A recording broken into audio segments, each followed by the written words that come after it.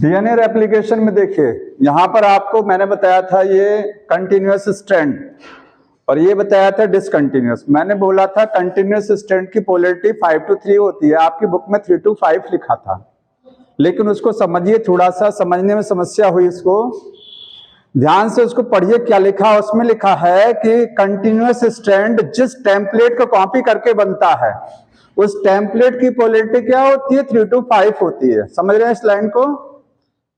Bracket में लिखा हुआ ध्यान से पढ़िए कि कंटिन्यूअस स्ट्रैंड जिस टेम्पलेट को कॉपी करके बनता है उस टेम्पलेट की क्या होती है, पोलैरिटी 3 to 5। याद रखिए, पोलैरिटी हमेशा लेफ्ट टू राइट पढ़ी जाती है। किधर से किधर पढ़ते हैं, लेफ्ट टू राइट। इसकी पोलैरिटी 3 to 5 है, इसकी है 5 to 3, ठीक है। और इसकी पोलैरिटी पढ़नी होगी तो आप इधर से नहीं पढ़ेंगे, वो तो बनता है ये 3 to 5, 5 to 3, इधर से इधर की तरफ, क्योंकि डीएनए रेप्लिकेशन किधर चल रहा है, इस डायरेक्शन में चल रहा है ना। तो आप पोलैरिटी इस वाले में इधर से पढ़ेंगे, लेफ्ट टू राइट, इसकी भी लेफ्ट टू राइट।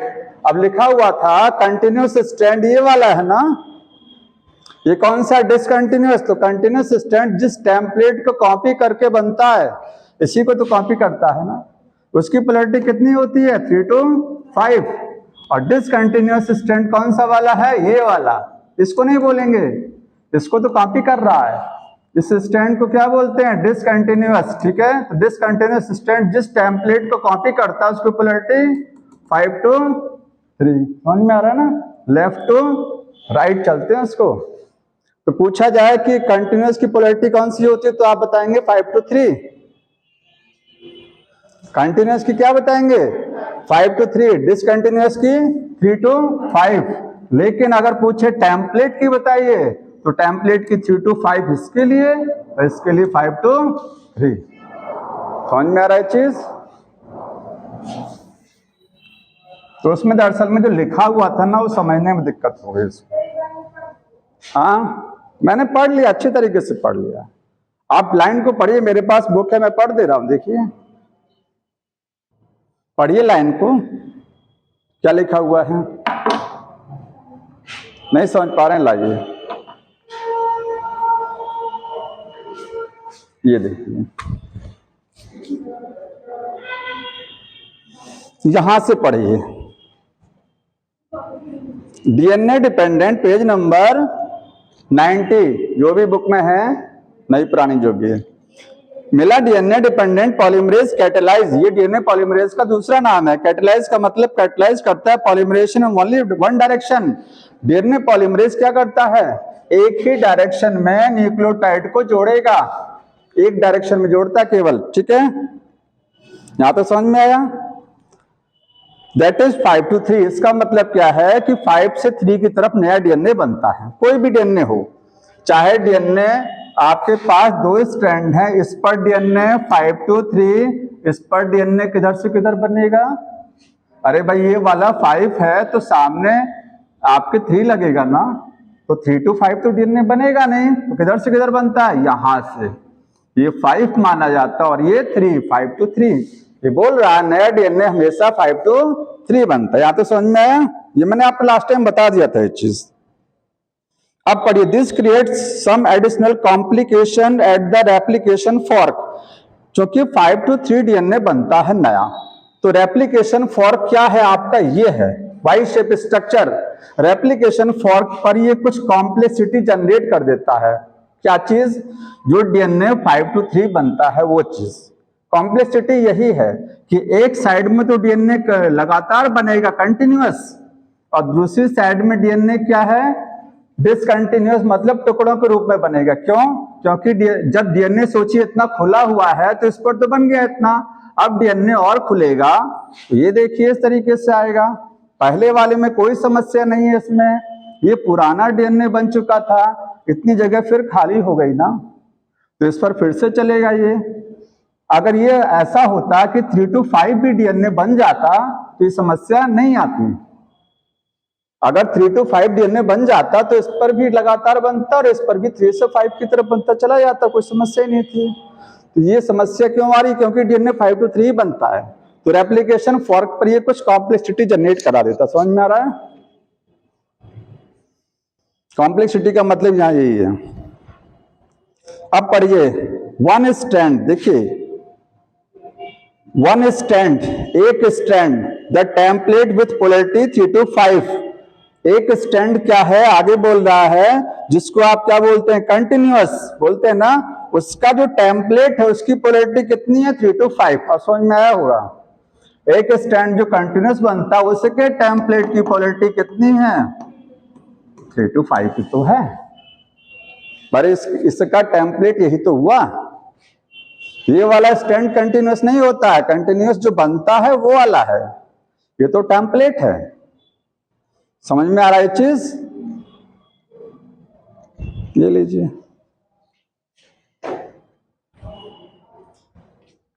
अब देखिए इसके बाद में आपका mutation in the genetic code बता दिया था मैंने, उसमें कुछ क्वेश्चन हो सकते हैं वो देख लीजिए, क्योंकि लास्ट टाइम कुछ बच्चे कम आए थे तो मैंने बताया नहीं था उसको। ठीक है, जेनेटिक कोड की प्रॉपर्टी कंप्लीट हो गया था। ठीक है, अगर मैं कहूं मैसेंजर आरएनए में आपके पास है AUG, CAG, CAC और UAC, ये 5 है और ये क्या है, 3 है। इसके हिसाब से आप अमीनो एसिड लगा ले जाएंगे, लग जाएगा ना, क्योंकि 64 कोडॉन की जो टेबल बनी हुई है बुक में बना है ना, ये मैसेंजर आरएनए में सीक्वेंस है, इसके हिसाब से क्या लगेगा, मीथियोनाइन लगेगा, इसके हिसाब से आप चेक कर लेंगे जो भी लगेगा, इसके हिसाब से जो भी लगेगा। क्या चीज बता रहे हैं, ये अमीनो एसिड, और इसके हिसाब से अमीनो एसिड लगेगा, ये अमीनो एसिड आपस में जुड़ जाएंगे, क्या बन जाएगा, एक प्रोटीन का चेन बन जाएगा। ठीक है, बन जाएगा ना प्रोटीन का चेन। तो मैसेंजर आरएनए में जो सीक्वेंस होती है उसके हिसाब से अमीनो एसिड जुड़ सकते हैं, ये आसान है। लेकिन अगर मैं आपको अमीनो एसिड दे दूं कि प्रोटीन की चेन में पहला अमीनो एसिड कौन सा है, मीथियोनाइन है, दूसरा है सिस्टीन, तीसरा है वैलिन और चौथा है लाइसिन। अब आप इसके हिसाब से मैसेंजर आरएनए में कोडॉन लगा के दिखाइए तो आप नहीं लगा पाएंगे, नहीं लगेगा। क्यों? क्योंकि ये तो पता है मीथियोनाइन के हिसाब से मैसेंजर आरएनए में होना चाहिए AUG, इसका तो फिक्स होता है। लेकिन सिस्टीन के तो कई है ना, आप सिस्टीन के हिसाब से देखिए कितने कोडॉन हैं। अरे टेबल आपके सामने है, सिस्टीन CYS लिखा गया होगा, उसके हिसाब से कितने कोडॉन लिखे गए देखिए, चेक करिए, 3 है कि 4 हैं, 2 है ना, कोई बात नहीं 2 है, तो कौन सा वाला लगाएंगे, जो भी है 2, कौन सा वाला आप लगाएंगे, आप 2 में से कौन सा लगाएंगे, यहां पर नहीं पता है ना। तो जब अमीनो एसिड दिए होते हैं प्रोटीन में, उसके हिसाब से आप मैसेंजर आरएनए में कोडॉन नहीं लगा सकते हैं। लेकिन अगर मैसेंजर आरएनए में कोडॉन दिया है तो उसके हिसाब से अमीनो एसिड लग जाता है। तो ये कौन सी प्रॉपर्टी को दिखा रहा है, कोडॉन की कौन सी प्रॉपर्टी है यहां इस केस में, भाई कोडॉन के जेनेटिक कोडॉन जो होता है, कोडॉन में प्रॉपर्टीज बताया था आपको ना कि codon is unambiguous and specific, दूसरी प्रॉपर्टी थी कोडॉन इज डीजेनरेट, बताया था ना। उन दोनों में से एक प्रॉपर्टी यहां फॉलो होगी, एक यहां फॉलो होगी। यहां कौन सी फॉलो हो रही है दोनों में से, genetic code is unambiguous and specific. मतलब समझ में आता है इसका कि जेनेटिक कोड, देखिए पिछली बार अगर नहीं आए थे आप, कुछ लोग तो टेस्ट की तैयारी कर रहे थे उसी में, ठीक है, बढ़िया भी गया होगा, क्यों, कोई बात नहीं है, तो समझ में नहीं आएगा। जेनेटिक कोड ये है आपका 3 बेस का सीक्वेंस, ये जेनेटिक कोड अनएम्बिगुअस होता है और स्पेसिफिक होता है। अनएम्बिगुअस का मतलब, अनएम्बिगुअस का मतलब जिसके ऊपर कोई डाउट नहीं है। ये किस चीज को कोड करेगा, आप टेबल में देखिए किस चीज को कोड करेगा, किसी एक को कोड करेगा ना, इसके हिसाब से कुछ ना कुछ अमीनो एसिड होगा, और वो अमीनो एसिड स्पेसिफिक होता है, ये कभी किसी दूसरे को कोड नहीं करेगा। अगर ये लाइसिन को कोड कर रहा है तो ये लाइसिन को ही कोड करेगा, ये होता है अनएम्बिगुअस, ठीक है। और डीजेनरेट का मतलब क्या होता है, इस वाले केस में जहां पर हमने आपको अमीनो एसिड दिया था, हमने बोला था इसके हिसाब से आप लगा के दिखाइए क्या चीज, कोडॉन तो आप नहीं लगा पा रहे थे, यहां कौन सी प्रॉपर्टी आ रही थी, जेनेटिक कोड इज डीजेनरेट। मतलब एक अमीनो एसिड के कई कोडॉन होते हैं, मोर देन वन कोडॉन होते हैं एक अमीनो एसिड के लिए, इसलिए आप नहीं लगा पा रहे थे। वो प्रॉपर्टी यहां फॉलो हो रही है, आपकी बुक में लास्ट में दिया गया, जहां जेनेटिक कोड की प्रॉपर्टी समझाई गई है, वहीं लास्ट में एक दो क्वेश्चन पूछ लिया गया है, उसी में से मैंने बताया ये चीज। ठीक है, लास्ट में क्वेश्चन दिया होगा, ये मिला आपको? नहीं मिल रहा तो यहां देखिए, यही चीज है। ठीक है, ये हो गया।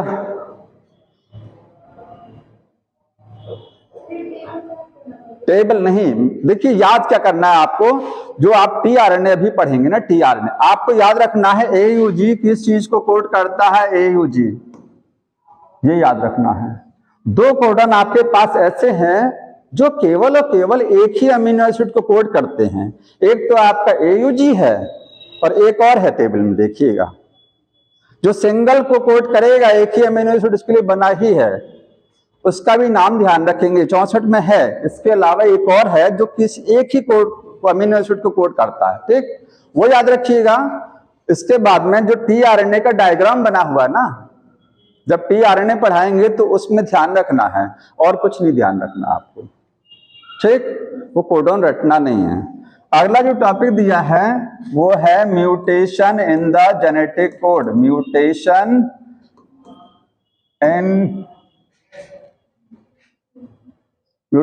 एंड जेनेटिक कोड लिखा है।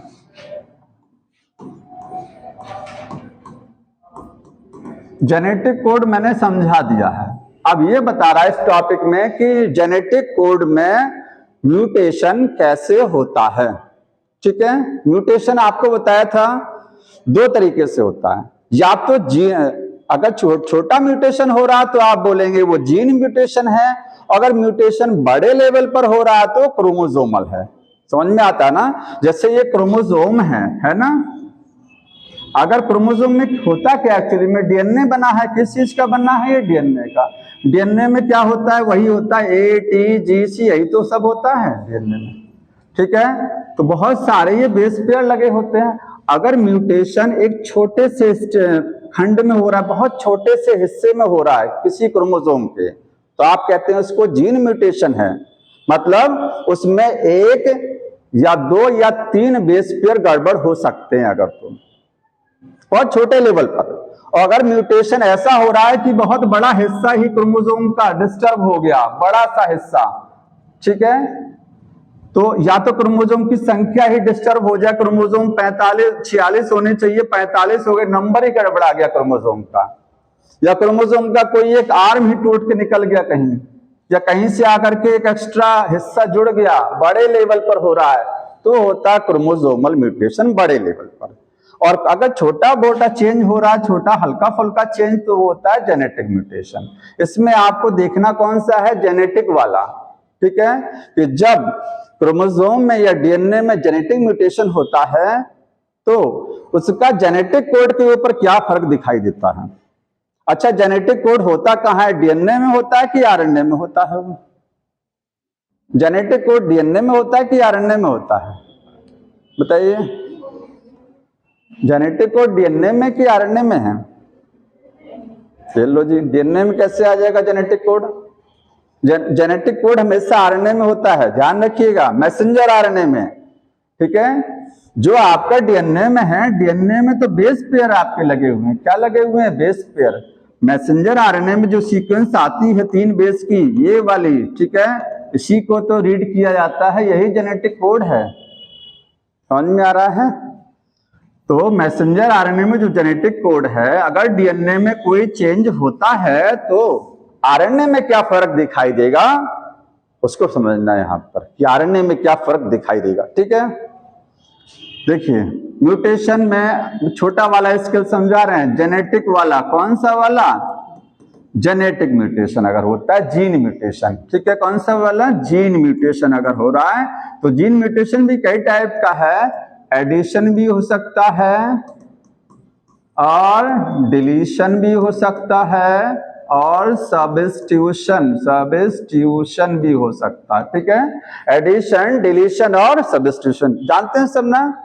एडिशन में होता क्या है, मान लीजिए आपके पास ये मैसेंजर आरएनए है, इस मैसेंजर आरएनए में यहाँ पर है AUG, GAC, GUCACC, ठीक है, ये सीक्वेंस है। सोचिए बाहर से कोई एक एक्स्ट्रा बेस यहाँ आकर के जुड़ जाए, या 2 जुड़ जाए या 3 जुड़ जाए अगर इसमें, तो हो गया एडिशन। और यहां से कुछ निकल जाए, डिलीट हो जाए, तो होता है डिलीशन। और सब्स्टिट्यूशन का मतलब होता है कि ना तो एडिशन हो रहा है ना डिलीशन हो रहा है। अगर ये डिलीट हो रहा है तो इसकी जगह कोई और आकर के दूसरा लग रहा है, वो होता है सब्स्टिट्यूशन, मतलब रिप्लेसमेंट, ठीक है। उसकी जगह कोई ना कोई लगेगा, खाली जगह नहीं जाएगी, वो हटेगा तो कोई ना कोई आएगा, वो होता है सब्स्टिट्यूशन। तो 3 टाइप का जीन म्यूटेशन है यहाँ पर, ठीक। अब देखिए, अगर ये एडिशन या डिलीशन होता है, ठीक है, मैं लिख रहा हूं इफ एडिशन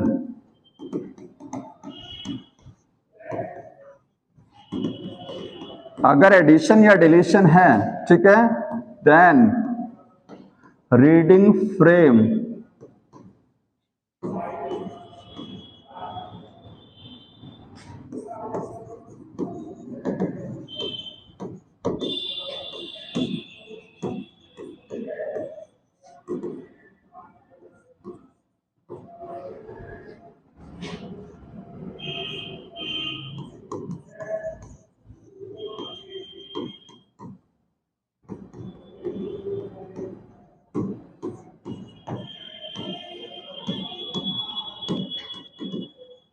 एक म्यूटेशन होता है, उसको बोलते हैं फ्रेम शिफ्ट म्यूटेशन। जैसे प्रेयर में लाइन लगी हुई है, मान लीजिए बच्चों की, और एक कोई एक्स्ट्रा बच्चा कहीं पर भी आकर के बीच में घुस गया, तो पीछे जो खड़े रहते हैं वो और पीछे चले जाएंगे, वो बैकवर्ड चले गए ना।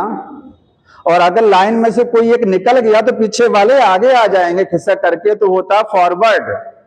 और जब पीछे चले जाते हैं एक्स्ट्रा घुसने की वजह से, तो होता है बैकवर्ड, ठीक है। तो अगर ऐसा, अब देखिए, जैसे एक बुक में एग्जांपल समझाया गया है, मान लीजिए मैसेंजर आरएनए है, ठीक है, मैसेंजर आरएनए में कोडॉन लगे हुए हैं। कोडॉन का एग्जांपल लिखा है राम हैज रेड कैप, ठीक है, मान लीजिए। ऐसा तो होता नहीं है, तो समझाने के लिए बताया गया। होता क्या है, AUG ACC ऐसा कुछ होगा, ठीक है। ये 5 प्राइम एंड हो गया और ये 3। अब सोचिए यहां से कौन सा निकाला, जैसे बताया गया वैसे समझा रहे हैं। देखिए, इसमें से R हटाया गया ना, RAM, राम हैज R, ठीक है। डिलीशन हो रहा ना, पहले राम हैज, नहीं एडिशन करा रहे हैं, पहले एडिशन समझिए। सोचिए यहां पर अलग से कहीं B आकर के जुड़ गया बीच में, क्या जोड़ दिया मैंने, B, ठीक है। तो जब ये B जुड़ जाएगा तो ये पीछे चले जाएंगे ना, यहां B आ गया, ये हो गया एडिशन। किसका एडिशन हुआ, B का। तो जब ये एडिशन होगा, अब क्या हो जाएगा, अब हो जाएगा राम हैज BRADCAP। अब 3-3 का पेयर बनाते हैं ना, 3 का, क्योंकि कोडॉन में 3 बेस होने चाहिए, 3, ये हो गया। बताइए, रीडिंग फ्रेम जानते हैं क्या होता है, मैसेंजर आरएनए में जो सीक्वेंस लगा होता है उसी को क्या बोलते हैं, रीडिंग फ्रेम। क्योंकि जब प्रोटीन बनती है तो जो tRNA आता है, tRNA वो इसी को रीड करता है और इसी के हिसाब से अमीनो एसिड को जोड़ता है। पहले इसको रीड करता क्या लिखा हुआ है, ठीक है। तो मैसेंजर आरएनए में जो सीक्वेंस लगी होती है उसको बोलते हैं रीडिंग फ्रेम। अब एडिशन होने की वजह से, एडिशन 1 का भी हो सकता है, 2 का भी हो सकता है, 3 बेस, अभी एक सिंगल बेस को ऐड कराया गया। देखिए, तो रीडिंग फ्रेम कहां चला गया, बैकवर्ड चला गया ना, बैकवर्ड शिफ्ट हो गया, ठीक। अगर 2 एक साथ B के साथ में एक और जोड़ दिया गया, देखिए अब की बार उन्होंने I जोड़ा है, तो I जोड़ेंगे तो क्या हो जाएगा, राम हैज BI हो गया, ठीक है, REDCAP। फिर 3-3 का सेट बनेगा, कौन सा जोड़ा गया आपकी इस बार, B के साथ IB, 2 बेस एक साथ, एक बार 3 जोड़ लेंगे अगली बार, ठीक है। तो यहां कहने का मतलब ये है कि जब एडिशन कराते हैं तो रीडिंग फ्रेम बताइए कहां से डिस्टर्ब हो रहा है, पॉइंट ऑफ एडिशन और डिलीशन, जहां से ऐड हो रहा है उसके पीछे का सारा डिस्टर्ब हो गया। क्यों? देखिए यहां राम सही है, सभी में है सही है, हमने ऐड कहां कराया था? इस पॉइंट पर ना, तो इसके पीछे के सारे जो है कोडॉन डिस्टर्ब हो जाएंगे, क्योंकि इस समय कोडॉन था RED और CAP। अब की बार कोडॉन क्या हो जाएगा? जब B ऐड कराया जाएगा तो B इसके साथ जुड़ेगा तो 3 एक साथ रहने चाहिए ना, तो BRE कोडॉन DCA बदल गया। देखिए यहां ऊपर DCA नहीं था ना, BRE ऊपर नहीं था, एक और ऐड कराएंगे तो एक नया आ गया। देखिए BIR EDC एक नए कोडॉन जनरेट हो गए। तो बताइए जब नए जनरेट हो जाएंगे तो अमीनो एसिड भी तो बदल जाएगा, इसके हिसाब से नहीं बदलेगा। ठीक है, समझ में आ रहा है?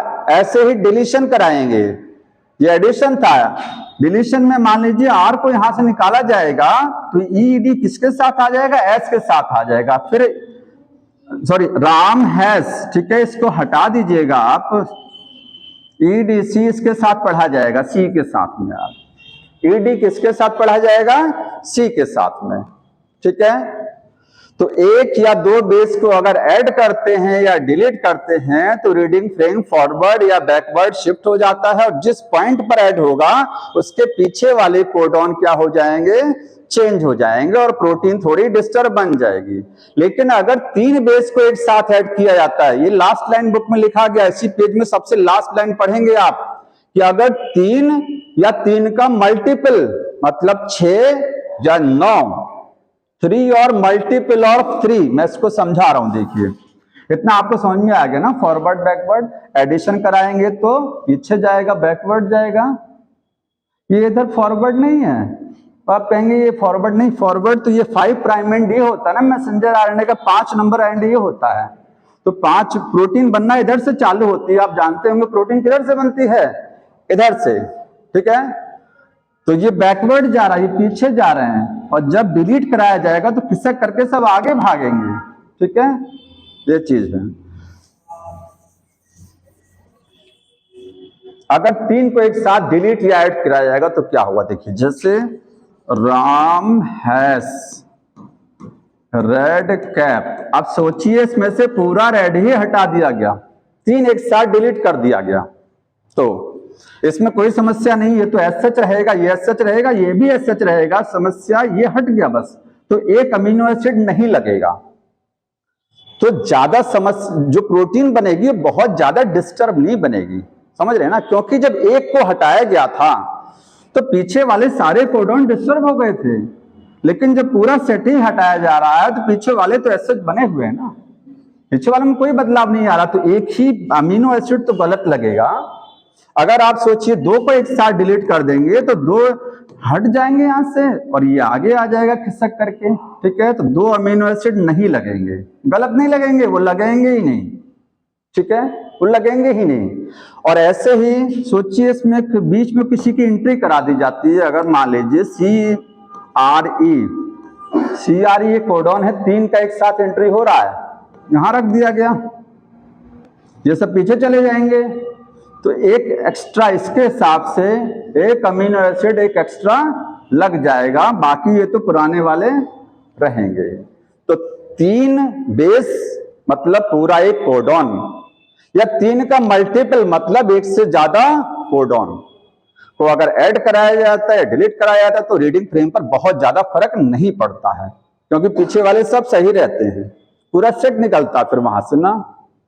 समझ में आ रहा है? समस्या आती है 1 या 2 को ऐड और डिलीट कराने पर, तो इसी को बोलते हैं फ्रेम शिफ्ट म्यूटेशन। अब लास्ट में एक लाइन लिखा गया है, frame shift mutation are generally called the deletions, लिखा ना, इसमें थोड़ा कंफ्यूजन होता है, पेज पलटिए, ऊपर की लाइन में लिखा हुआ है कि frame shift mutation are generally called deletion, जबकि फ्रेम शिफ्ट म्यूटेशन ध्यान रखिए एडिशन की वजह से भी होता है और डिलीशन दोनों की वजह से होता है। भाई रीडिंग फ्रेम जो है, लाइन जो होती है वो बैकवर्ड जा रही है, फॉरवर्ड जा रही है, वो डिलीट होने की वजह से भी है और ऐड, लेकिन उसने डिलीशन क्यों लिखा है? क्योंकि ज्यादातर फ्रेम शिफ्ट म्यूटेशन क्या होता है? डिलीशन वाला होता है। समझ में आ रहा है? ज्यादातर फ्रेम शिफ्ट म्यूटेशन कौन से वाले होते हैं? डिलीशंस, इसीलिए उसको हम जनरली क्या बोल देते हैं? डिलीशन भी कह देते हैं। लेकिन अगर सब्स्टिट्यूशन हो रहा है तो रीडिंग फ्रेम शिफ्ट नहीं होगा, ध्यान रखिएगा। सब्स्टिट्यूशन समझ रहे हैं? जैसे सब्स्टिट्यूशन ये है, राम हैज रेड कैप, इसमें अगर मैं H की जगह मैं यहां P लगा दूं उठा करके, तो क्या होगा? तो रीडिंग फ्रेम शिफ्ट नहीं होगा। ये कोडॉन तो चेंज हो जाएगा, HAS था पहले, अब क्या हो जाएगा? PAS। अमीनो एसिड दूसरा लगेगा, बट ये रीडिंग फ्रेम वहीं का वहीं रहेगा, क्योंकि ना तो एडिशन हो रहा ना ही डिलीशन हो रहा है। लाइन नहीं खिसक रही ना, उसकी जगह कोई दूसरा आ गया है। समझ में आ रहा है? तो फ्रेम वहीं का वहीं बना रहेगा। तो सब्स्टिट्यूशन वाले में ऐसा कुछ होता नहीं है। तो इतना सारा लिखा हुआ है, मैंने आपको ये सब समझा दिया है। अगला टॉपिक आ जाइए, टीआरएनए एडेप्टर मॉलिक्यूल। अच्छा, इसमें एक सवाल बताना था हमको जेनेटिक कोड में। आप बताइए, देखिए अगर ये मैसेंजर आरएनए में, नोट भी कर लीजिएगा, मैसेंजर आरएनए में 4 कोडॉन आपके पास हैं। कितने कोडॉन हैं? 4। फॉर एग्जाम्पल ऐसे लिख रहा हूं, AUG, पहला कोडॉन कौन सा होता है हमेशा ध्यान रखिएगा, AUG सबसे पहला कोडॉन, ठीक है, फिक्स होता है ये। CAG, CAA और UAC, 4 कोडॉन हैं। अब बताइए, जो प्रोटीन बनेगी, प्रोटीन, उसमें अमीनो एसिड कितने आएंगे? Number of amino acid in the protein. किसी भी मैसेंजर आरएनए में अगर 4 कोडॉन हैं तो कितने अमीनो एसिड बनेंगे? सॉरी, प्रोटीन में कितने अमीनो एसिड रहेंगे बताइए। एक कोडॉन एक अमीनो एसिड को कोड करता है, एक कोडॉन के हिसाब से एक अमीनो एसिड जुड़ना चाहिए। 4 कोडॉन है तो कितने अमीनो एसिड जुड़ेंगे प्रोटीन में? जोर से बताइए। 4? हाँ, 12 कैसे हो जाएगा बताइए? 12 तो कोई सवाल ही नहीं है। मैं कह रहा हूं एक कोडॉन के हिसाब से एक अमीनो एसिड जुड़ता है, इसके हिसाब से मीथियोनाइन जुड़ जाएगा, इसके हिसाब से टेबल में खोजिए, इसके हिसाब से टेबल में खोजिए, बताइए कितने जुड़ेंगे टोटल?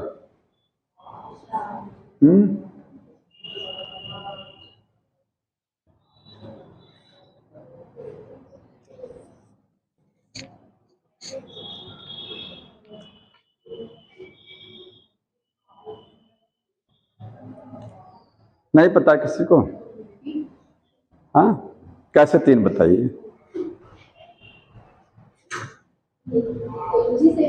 हाँ ठीक, हाँ न 4 कहां से? एक कम कैसे हो गया ये बताइए? हाँ, अब 2 कर दिए। 3 सही आंसर, बैठ जाओ, ये 3 सही है, लेकिन तीसरा आप बताएंगे कोई 3 क्यों होगा? अब तो बता दिए 3 रहेगा ना, लास्ट वाला स्टॉप होता है हमेशा, इसके हिसाब से कोई अमीनो एसिड नहीं जुड़ता है, ध्यान रखिएगा। 3 जुड़ेंगे, जितना आपको कोडॉन जितना नंबर दे दिया जाएगा उसका 1 कम करके आप बोलेंगे प्रोटीन में उतने अमीनो एसिड है। फॉर्मूला लिख लीजिएगा, number of amino acid in protein, protein में कितने अमीनो एसिड होंगे, equal to number of codon in mRNA, mRNA में कितने कोडॉन है -1, क्योंकि लास्ट वाला 1 जो होता है वो स्टॉप होता है और उसके हिसाब से कुछ नहीं जोड़ता है, ठीक है।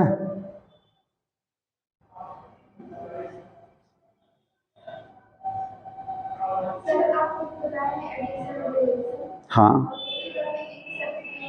सब्स्टिट्यूशन वही तो बताया, सब्स्टिट्यूशन में रिप्लेसमेंट किया जाता है। सब्स्टिट्यूशन में रीडिंग फ्रेम पर कोई फर्क नहीं, जैसे लाइन लगी हुई है, एक बच्चे को निकाल करके दूसरे बच्चे को खड़ा कर दिया गया है तो लाइन वहीं के वहीं रहेगी, कहीं खिसकेगी नहीं? खिसकेगी ना। हाँ, वो कौन सा 2 प्रकार का होता है? हाँ ठीक है, वो प्यूरिन हो रहा है कि प्यूरिन पायरिमिडीन हो रहा है, वो छोड़ दीजिए, ठीक है। वो ट्रांजिशन और ट्रांसवर्जन 2 टाइप का होता है, समझ में आ रहा है, उसको सब्स्टिट्यूशन बोलते हैं। अब इसको नोट कर लीजिए, हो गया ये। एक चीज और बताइए, मैसेंजर आरएनए में 4 कोडॉन है तो टोटल बेस कितने होंगे, टोटल न्यूक्लियोटाइड मैसेंजर आरएनए में कितने होंगे, नंबर ऑफ न्यूक्लियोटाइड। इसी में अगला बताइए, number of nucleotide in mRNA, mRNA में न्यूक्लियोटाइड या बेस कितने होंगे। मैसेंजर आरएनए में अगर 4 कोडॉन है तो कितने न्यूक्लियोटाइड रहेंगे उस मैसेंजर आरएनए में। हाँ, उस मैसेंजर आरएनए में कितने न्यूक्लियोटाइड या कितने बेस रहने चाहिए टोटल।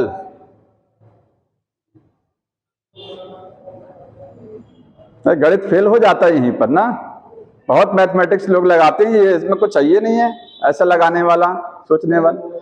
12 होगा ना, एक में 3 होता है तो 4 में कितने हो गए। वहां पे स्टॉप नहीं देखेंगे, स्टॉप में भी तो है, इसमें भी तो न्यूक्लियोटाइड है कि नहीं है, ये भी तो बेस है।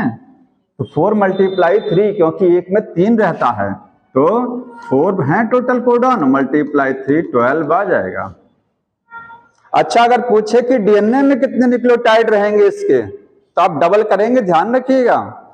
इस मैसेंजर आरएनए जिस डीएनए के जिस हिस्से से बना है, डीएनए के जिस हिस्से से बना है तो उसमें कितने न्यूक्लियोटाइड टोटल होंगे, तो आप डबल करेंगे क्योंकि डीएनए डबल स्ट्रैंड होता है। अगर मैसेंजर आरएनए में आपके पास 12 है ना, ये है ना, तो ये जिससे बन के आया होगा तो डीएनए से बना होगा, डीएनए में कोई एक स्ट्रैंड कॉपी हुआ होगा तो उस स्ट्रैंड में 12 होंगे तो यहाँ 12 आए, ठीक है, लेकिन ऊपर वाले में भी तो 12 थे, तो उस पूरे सेगमेंट में 24 रहेंगे। डबल किया जाएगा क्योंकि डीएनए डबल स्ट्रैंड होता है, ठीक है। उस पूरे सेगमेंट में अगर कहा जाए डीएनए को उस पूरे सेगमेंट में कितना है तो 24 रहेगा। समझ में आ रहा है ये चीज। एक चीज और देखिए, अगर क्वेश्चन आता है कि मैसेंजर आरएनए में, अगर मैसेंजर आरएनए में 10 बेस हैं, कितने बेस हैं, 10 कोडॉन लगे हैं, 10 कोडॉन हैं, ठीक, एंड आफ्टर 6th कोडॉन, 6वें के बाद में, या कहें 6वें पर ही, मैं 6वें के बाद बोल रहा हूं, आफ्टर लिखा है मैंने, after 6 codon there is stop codon, क्या है वहां पर, स्टॉप कोडॉन है।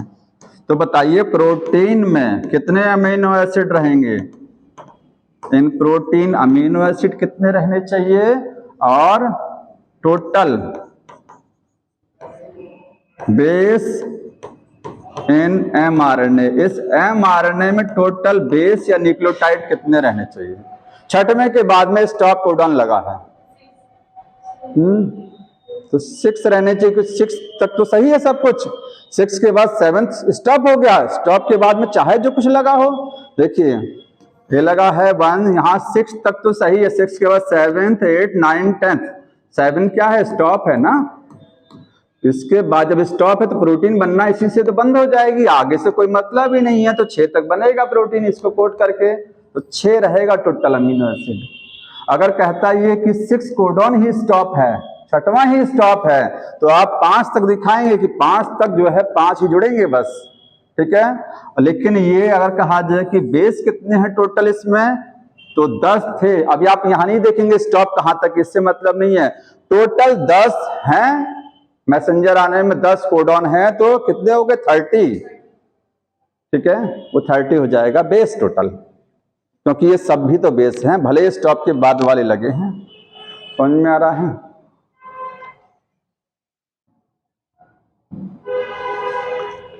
अगला है टीआरएनए एडेप्टर मॉलिक्यूल। देखिए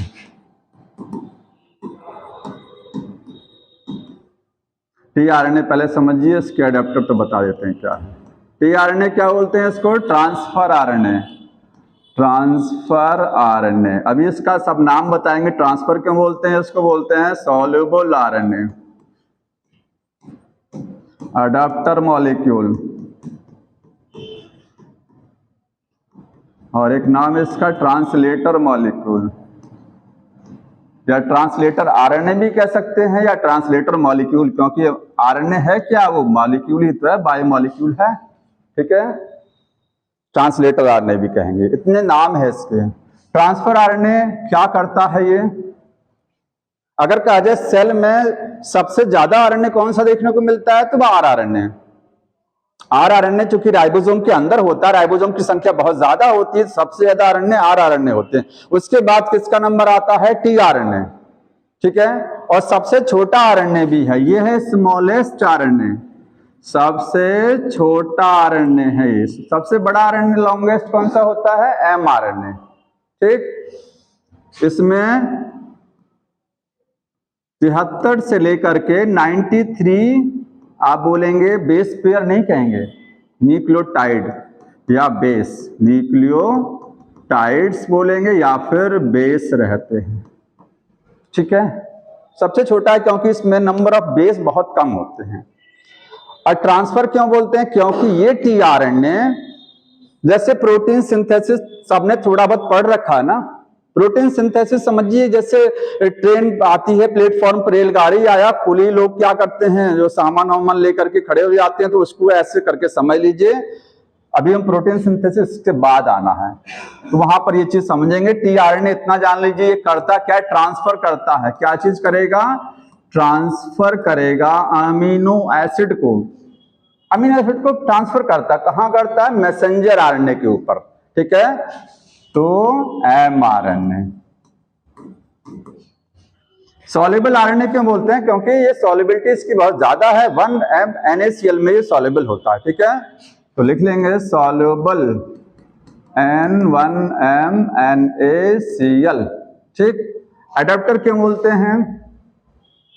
एडाप्टर जानते हैं क्या होता है? एसी को डीसी में कन्वर्ट करता है ना एडाप्टर, ठीक है।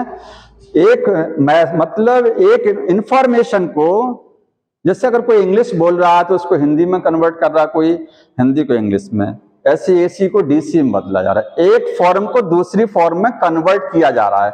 जैसे मैसेंजर आरएनए में जो इंफॉर्मेशन किस रूप में है बताइए?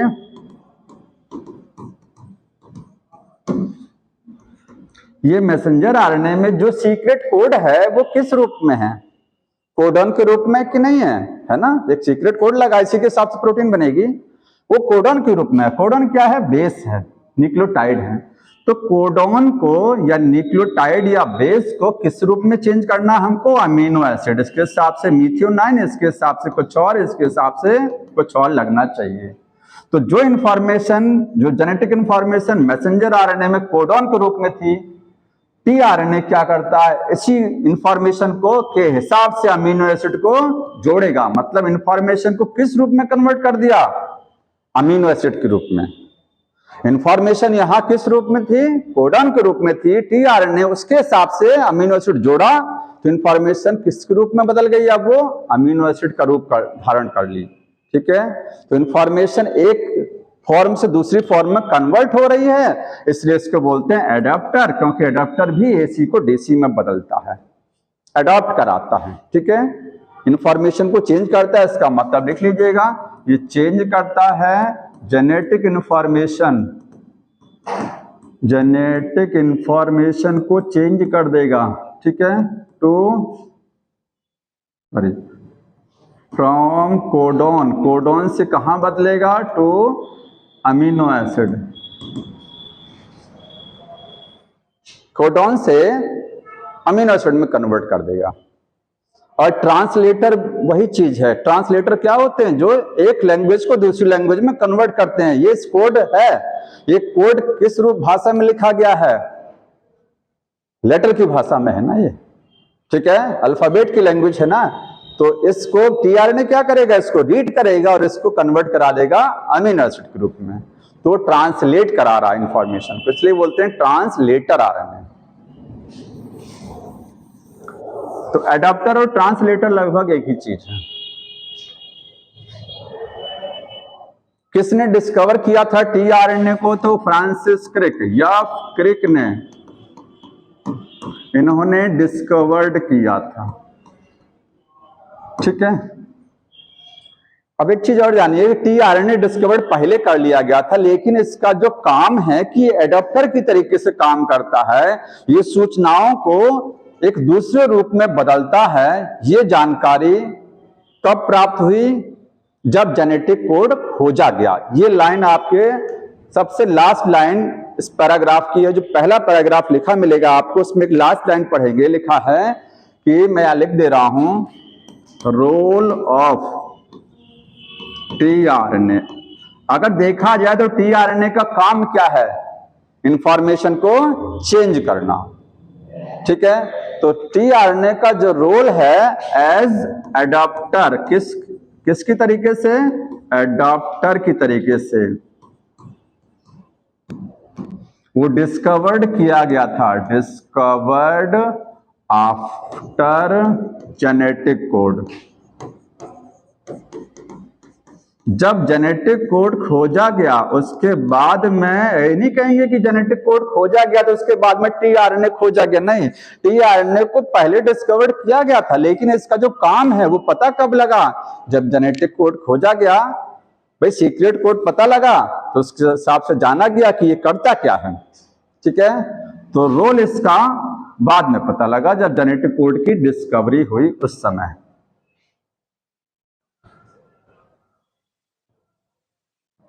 और टीआरएनए को सॉल्युबल आरएनए बोलते हैं, ये कब पता लगा? ये जेनेटिक कोड की डिस्कवरी के बिफोर, ये भी लिखा है, ठीक है। टीआरएनए इज सॉल्युबल आरएनए, वो कैसा होता है? सॉल्युबल। ये खोजा गया, डिस्कवर्ड बिफोर जेनेटिक कोड। समझ रहे हैं? और थोड़ा सा इसकी स्ट्रक्चर, अगर टीआरएनए को कहा जाए तो 3D में और 2D में कैसा दिखता है? 2D सबको पता है ना, बोर्ड पर जो डायग्राम बना रहे हैं ये 2D और 3D अलग होता है, ठीक है।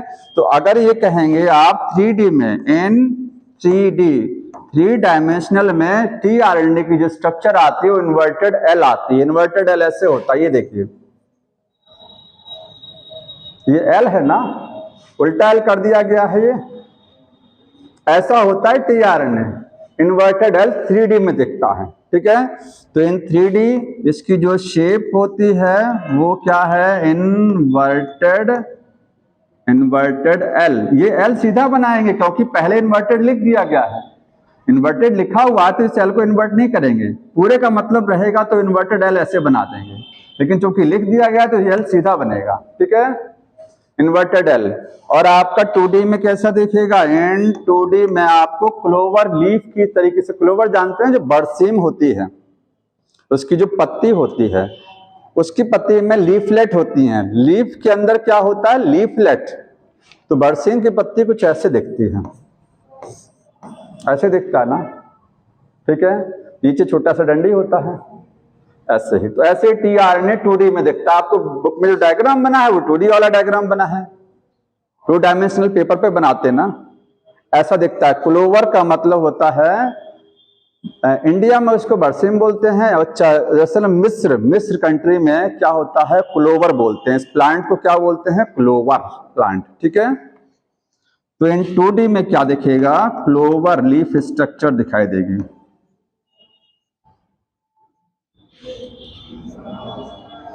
क्लोवर लीफ शेप्ड का होता है।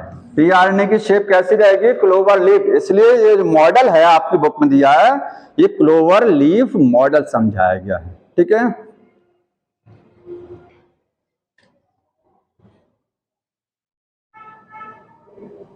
और 2D स्ट्रक्चर को क्या बोलते हैं? Secondary structure. याद रखिए, जो 2D स्ट्रक्चर होती है इसी को क्या बोलेंगे? सेकेंडरी। क्योंकि 1 डिग्री को बोलते हैं प्राइमरी स्ट्रक्चर, 2 डिग्री सेकेंडरी, और 3 डिग्री को बोलते हैं टर्सरी। ये टर्सरी स्ट्रक्चर है।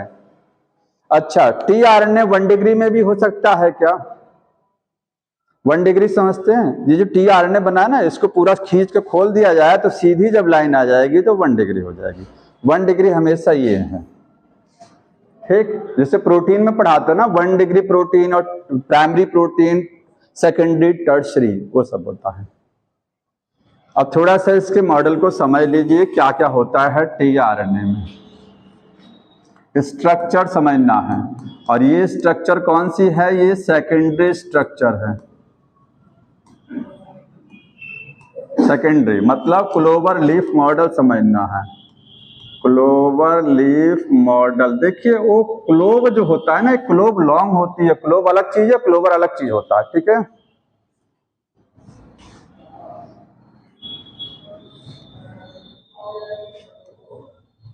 बनाइएगा नहीं, डायग्राम ऐसे बना, इसमें क्या क्या चीजें हैं वो रफली समझ लीजिए बस।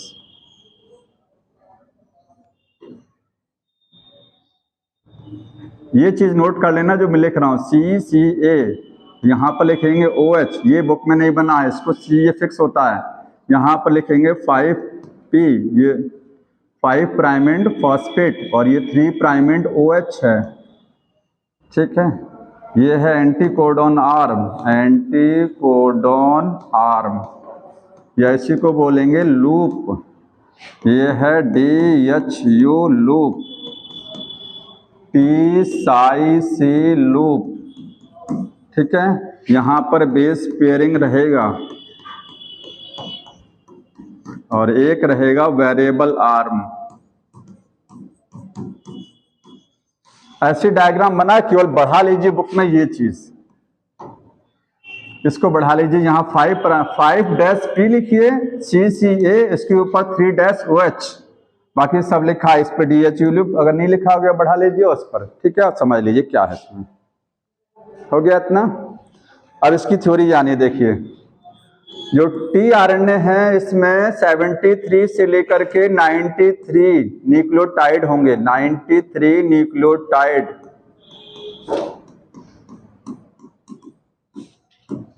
कितने न्यूक्लियोटाइड रहेंगे? न्यूक्लियोटाइड समझ रहे हैं ना? ये देखिए, अगर यहाँ A है तो सामने U रहेगा, C है तो G है, ठीक है, ये U है तो A है, ये सब न्यूक्लियोटाइड है, ठीक। इसमें आपको कितना आर्म दिखाई दे रहा है? आर्म कितनी है टोटल? आपको 4 आर्म है, लेकिन लूप आपको 3 दिख रही है, 3 लूप के रूप में। लूप ऐसे होता है, ये देखिए, ठीक है। तो यहां पर जो है आपको एक चीज और जानिए, ये 5 प्राइमेंड है ना, 5 प्राइमेंड जानते हैं ना, डीएनए में एक साइड 5 प्राइमेंड होती है, 3 5 प्राइमेंड का मतलब होता है यहां पर जो न्यूक्लियोटाइड लगा है उसमें फॉस्फेट फ्री है इधर, और यहां जो न्यूक्लियोटाइड लगा उसमें OH फ्री है। तो ये 5 प्राइमेंड और ये 3 प्राइमेंड, 3 प्राइमेंड पर अमीनो एसिड लोड होता है। इस वाली आर्म को क्या बोलते हैं? Amino acid loading arm. 4 arm है, 1 2 3 4, तो इसमें लिखेंगे आर्म कितनी होती हैं? 4 होती हैं टोटल। पहली आर्म क्या है? Amino acid, amino acid acceptor arm. एक आर्म इसमें ऐसी मिलती है जो अमीनो एसिड को लोड कराती है। मतलब tRNA का काम क्या है? अमीनो एसिड को पकड़ करके लेके आना। जैसे कुली अपने ऊपर लगेज को लेके आता है, ऐसे ये कुली जानिए क्या है? कुली है, ये अपने ऊपर एक सामान, एक बोझा लेकर के आएगा पकड़ करके सिर के ऊपर में। वो बोझा क्या होगा? Amino acid. क्यों लाएगा? क्योंकि मैसेंजर आरएनए पर क्या बनानी है? प्रोटीन बनानी है ना।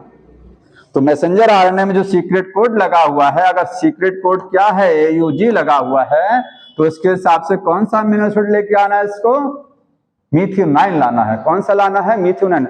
आपकी बुक में लिखा गया है कोड, देखिए AGU। इन्होंने कोड क्या दिखाया गया है? AG। मान लीजिए यहाँ AGU है सीक्रेट कोड, नहीं AU तो पहला वाला होता है। इन्होंने एग्जाम्पल दिया है कि AGU, मान लीजिए AGU है, ठीक है। आप अभी जो कह रहे थे कौन कौन सा कोडॉन ध्यान रखना है, ये भी ध्यान रखना है कि AGU के हिसाब से क्या होता है, क्योंकि लगा के दिखाया है, इसके हिसाब से क्या होगा? सीरीन। कौन सा अमीनो एसिड होना चाहिए यहाँ पर? सीरीन। टेबल में पढ़िए, AGU के अकॉर्डिंग क्या होता है 64 कोडॉन के टेबल में? सीरीन। समझ में आ रहा है? यहां से देखा जाता है जो सीक्रेट कोड मैसेंजर आरएनए में कोडॉन है, उसी के हिसाब से ये tRNA, ये कुली लगेज लेके आएगा, और वो लगेज क्या होता है? अमीनो एसिड, ठीक है। तो इसको जरूर ध्यान रखिएगा AGU, क्योंकि ऐसे डायग्राम बना दिया जाएगा, यहाँ लिखा रहेगा AGU, पूरा डायग्राम रहेगा क्वेश्चन में, और यहाँ पूछा जाएगा ये क्या है, तो इसके हिसाब से देखना है वो क्या है। सीरीन लगना चाहिए वहां, ठीक है। अगर यहाँ ए यू जी अगर होता ए यू जी तो क्या लगता वहां मीथ्योनाइन लगता। ठीक है, मौसम बहुत चेंज चल रहा है ना। इस समय बीमारियां बहुत ज्यादा हो रही हैं, खासकर फीवर। हमको भी 2 दिन से समस्या हो गई थी, वो तो कहो क्लास नहीं थी हमारी। ठीक है, ये हो गया। तो आपके पास एक अमीनो एसिड एक्सेप्टर आर्म हो गया।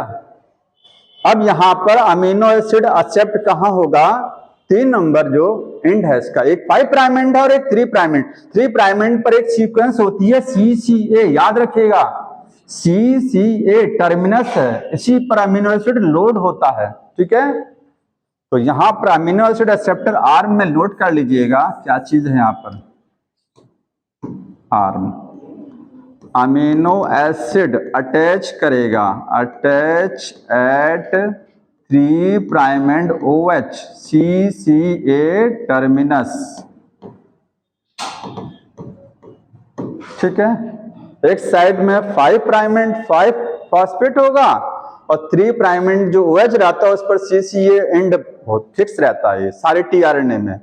ठीक है, वहीं जुड़ता है अमीनो एसिड, इसलिए बोलते हैं अमीनो एसिड एक्सेप्टर आर्म है। ये हो गया। दूसरा एंटीकोडॉन आर्म, दूसरी आर्म कौन सी हो गई? Anticodon arm. एंटीकोडॉन आर्म क्या है? इसी के देखिए, अगर यहां पर AUG था मान लीजिए, तो इसके हिसाब से एंटीकोडॉन कौन सा है? जैसे जो बार कोड रीडर होता है, ये समझिए बार कोड रीडर है, वो जो कोड लगा होता है ना, बार कोड को रीड करते हैं मशीन से, ये मशीन ही जान लीजिए। tRNA क्या है? बारकोड रीडर है। कोड कहां लगा है? मैसेंजर RNA में। ये tRNA में ये वाली जो आर्म है, ये इस कोड को पहचानेगी। कैसे पता लगेगा कि क्योंकि tRNA भी कई प्रकार के होते हैं, तो कैसे पता लगेगा? जो मीथेनाइन को पकड़ के लेके आ रहा है उसको कैसे पता लगेगा कि AUG कहां पर है? अरे AUG कहां पर है, वहीं पर तो उसको अटैच कराना पड़ेगा ना। तो इसके हिसाब से यहां पर क्या होना चाहिए? UAC। जिस tRNA में यहां पर UAC होगा, जिस tRNA में क्या होगा? एंटीकोडॉन आर्म में UAC होगा, वही tRNA आकर के किस पर जुड़ेगा? AUG पर, क्योंकि ये कॉम्प्लीमेंट्री है। फिर क्या लेके आएगा वो? मीथ्योनाइन को लेके आए, नहीं सिस्टीन नहीं, वो दूसरा था। मैं AUG लिख रहा हूं आपकी बार। ठीक है, आपकी बुक में दूसरा लिखा गया है, आप उसके हिसाब से चेक करेंगे। उसमें जो भी लिखा गया देखिए AGU लिखा ना, तो AGU के हिसाब से UCA बनेगा, हम इसके हिसाब से बना रहे हैं। ठीक, तो यहां पर फिर चेंज हो जाएगा मीथ्योनाइन, मतलब ये जो कोड रहेगा इसके हिसाब से अमीनो एसिड जुड़ेगा, लेकिन इस कोड को पहचानेगा कौन? tRNA की कौन सी आर्म पहचानेगी? ये वाली आर्म पहचानती है, यही रीड करती है। तो ये क्या करती है? एंटीकोडॉन आर्म ये रीड करती है। ठीक है, कोडॉन को रीड करती है, क्योंकि उसी का जोड़ीदार कोडॉन होगा ना, कॉम्प्लीमेंट्री, मतलब U के सामने A। ठीक है, तो रीड करती है कोडॉन, इसी का कॉम्प्लीमेंट्री मिलेगा आपको। जो कोडॉन होता है उसी का कॉम्प्लीमेंट्री बेस कहां मिलता है? एंटीकोडॉन आर्म में उसके कॉम्प्लीमेंट्री बेस मिलेंगे। लिख लीजिएगा, and contain complementary base to mRNA। mRNA में जो कोडॉन है उसका कॉम्प्लीमेंट्री बेस कहां मिलेगा? Anticodon arm. ये 2 चीज आसान वाली खत्म हो गई। ठीक है, अब मैं डायग्राम ही हटा दे रहा हूं, आपके पास बुक में डायग्राम है। अब आप देखिए तीसरी आर्म और समझिए, एक थर्ड आर्म बताएंगे, ठीक है, चौथा और एक 5वां छोटा सा आर्म है। 4 मेन होती हैं, 5वां हटा दे रहे हैं। तीसरा आपके यहाँ डायग्राम में था इस तरीके से,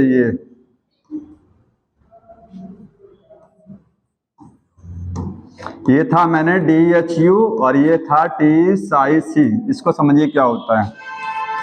DHU लूप है ये आर्म तो है लेकिन ये लूप के रूप में है। ठीक है, इसको लूप भी कहते हैं। इसका पूरा नाम है डाईहाइड्रोक्सी यूरिडीन, यूरिडीन लूप है। ठीक है, ये क्या करती है, जब आप प्रोटीन सिंथेसिस पढ़ेंगे वहां एक एंजाइम आपको लिखा मिलेगा, अमीनो एसिड टीआरएनए सिंथेज एक एंजाइम होता है, आपको वहीं मिलेगा लिखा हुआ अमीनो एसिड टीआरएनए सिंथेज। वो एंजाइम को पकड़ता कौन है, पहचानता कौन है, ये वाली आर्म रिकॉग्नाइज करती है। ठीक है, तो ये है रिकॉग्नाइज करेगी, recognise amino acyl tRNA synthase. क्योंकि रिकॉग्नाइज करने की जरूरत क्या है, ये एंजाइम नहीं अगर रहेगा ना तो ये अमीनो एसिड अपने ऊपर अमीनो एसिड को नहीं जोड़ पाएगा, ये टीआरएनए अपने ऊपर अमीनो एसिड को जोड़ नहीं पाएगा अगर ये एंजाइम नहीं रहेगा। तो इसी एंजाइम की मदद से टीआरएनए अपने ऊपर क्या जोड़ता है, अमीनो एसिड को जोड़ता है। ये एंजाइम को पहचानता कौन है, ये वाली आर्म। ठीक है, और अगला है टी साइसी लूप, इसका पूरा नाम है, टी का मतलब थाइमिन नहीं है, यहाँ थाइमिडीन है। थाइमिन और थाइमिडीन में अंतर है। थाइमिडीन बताएंगे, थाइमिडीन क्या है, थाइमिन प्लस शुगर, ये न्यूक्लियोसाइड है, और फॉस्फेट जोड़ देंगे तो न्यूक्लियोटाइड बन जाएगा। जैसे एडिनोसिन क्या है, एडेनिन प्लस शुगर, वो न्यूक्लियोसाइड है, और उसमें फॉस्फेट तो न्यूक्लियोटाइड बनता है। थाइमिडीन, साई का मतलब सीडो, सीडो का मतलब होता है false, pseudo, uridine, uridine and cytidine. अभी मैं सब समझा दे रहा हूं, इसका काम जो है देखिए क्या करता है। ये वाला टीआरएनए राइबोसोम, अभी इतना जान लीजिए, ये राइबोसोम के साथ अटैच करेगी, क्योंकि जब प्रोटीन बनती है तो ऊपर से जो बड़ी वाली यूनिट आकर के जुड़ती है, बीच में टीआरएनए रहता है। जैसे अगर अपनी जल्दी समझना चाहिए, मैसेंजर आरएनए, छोटी वाली यूनिट जुड़ गया। राइबोसोम में कितनी यूनिट होती हैं, 2, छोटी और बड़ी। पहले छोटी वाली यूनिट जुड़ जाएंगी, प्लेटफॉर्म बना देंगी, मैसेंजर आरएनए आ जाएगा, जुड़ जाएगा। इसके बाद में बड़ी वाली यूनिट ऊपर से आकर के लग गई, टीआरएनए आ रहा है यहां से, साइड से आया। अब टीआरएनए जब आएगा अपने साथ अमीनो एसिड को ला रहा होता है, इस पर बैठता है, तो सपोर्ट कहां से मिलता है, तो बड़ी वाली आर्म में ये जो T5 मतलब टीआरएनए में जो ये वाली लूप है, कौन सी वाली, T5 लूप, यही लूप इस राइबोसोम के साथ में अटैच होकर के थोड़ा सपोर्ट रखते हैं। ठीक है, राइबोसोम और टीआरएनए को सपोर्ट एक साथ, टीआरएनए भाग जाएगा फिर कैसे, तो राइबोसोम ऊपर है तो उसको राइबोसोम में और टीआरएनए में थोड़ा अटैचमेंट भी तो चाहिए। समझ में आया? तो आगे इसको भी समझा देंगे, क्योंकि अभी ये प्रोटीन सिंथेसिस आया नहीं है। तो इतना नोट कर लीजिए कि ये लूप क्या करती है, ये अटैच करती है, अटैच विथ राइबोसोम लार्ज सब यूनिट।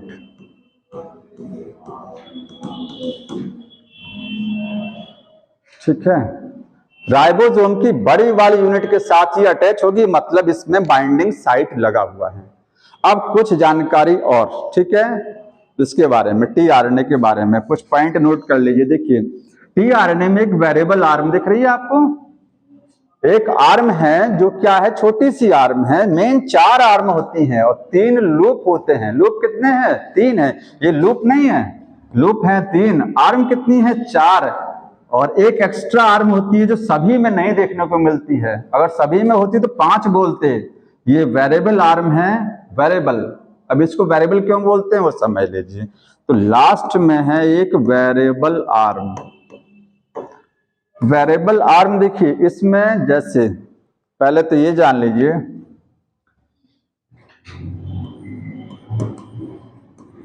जितने टीआरएनए हैं, अच्छा बताइए टीआरएनए के टाइप्स कितने होते हैं, पहले ये बताइए कितने टाइप के टीआरएनए हो सकते हैं। 20 तरीके के अमीनो एसिड होता है तो 21, लेकिन पढ़ते कितना हम लोग जनरली 20 होते हैं, 21। और प्रोकैरियोट में कितना होता है, प्रोकैरियोट में 22 होते हैं, यूकैरियोट में होते हैं 21। पुराना डाटा है 20 वाला, ठीक है, पुराना 20 अभी तक पढ़ते चले आ रहे हैं। हाँ, तो बताइए टीआरएनए कितने होंगे? 20 होने चाहिए कि उससे ज्यादा, क्योंकि 20 टाइप के अमीनो एसिड हैं, तो टीआरएनए 20 तरीके के होंगे कि ज्यादा होंगे?